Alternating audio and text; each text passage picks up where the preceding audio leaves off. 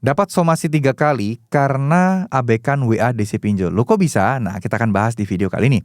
Oke, jadi katanya kan kalau kita nggak balas WA, nggak angkat telepon dari DC, itu kan katanya nggak apa-apa. Tapi kenapa kok bisa dapat somasi bahkan sampai 3 kali somasi? Oke, jadi seperti ini ya teman-teman ya. Ketika teman-teman mendapatkan somasi seperti ini, perlu dipahami somasinya itu bentuknya seperti apa, tujuan dari somasinya itu apa, dan ke arah mana somasinya. Apakah karena kalian tidak bayar pinjolnya, ataukah karena kalian tidak angkat teleponnya, atau gimana tuh? Ataukah kalian mengabaikan semua panggilannya?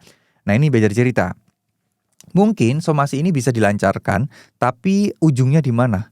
Ya, hasil akhir dari somasi ini apa? Nah, itu yang harus teman-teman pahami gitu ya. Karena somasi itu kadang cuman jadi berlalu begitu aja.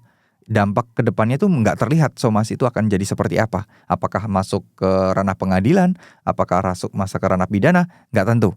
Tapi kalau ancamannya masuk ke ranah pidana, nggak usah takut. Itu berarti somasi yang abal-abal. Karena masalah kita kan masalah pinjol ya. Kita nggak ada ancaman kekerasan, tidak ada pemalsuan data. Kenapa kok tiba-tiba ada somasi ke ranah pidana? Jadi nggak usah terlalu digubris.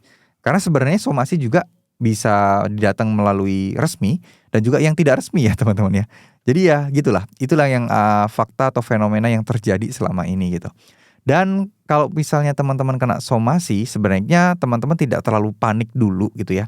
Masalah tidak abaikan WA DC pinjol, itu kan sebenarnya kalian itu cukup respon sekali dulu. Kalian udah habis itu kalian jelaskan bahwa kenapa kalian tidak mampu dan kalian lagi proses untuk kembanginnya, untuk mencari dananya, udah kelar tanggung jawab kalian. Nggak harus kalian tiba-tiba tiap hari itu merespon, enggak. Karena kalian punya kepentingan dan punya hak juga untuk bisa bekerja dengan tenang, untuk mencari nafkah, dan ujung-ujungnya apa? Ujung-ujungnya untuk bisa membayar semua utang-utang kalian tersebut.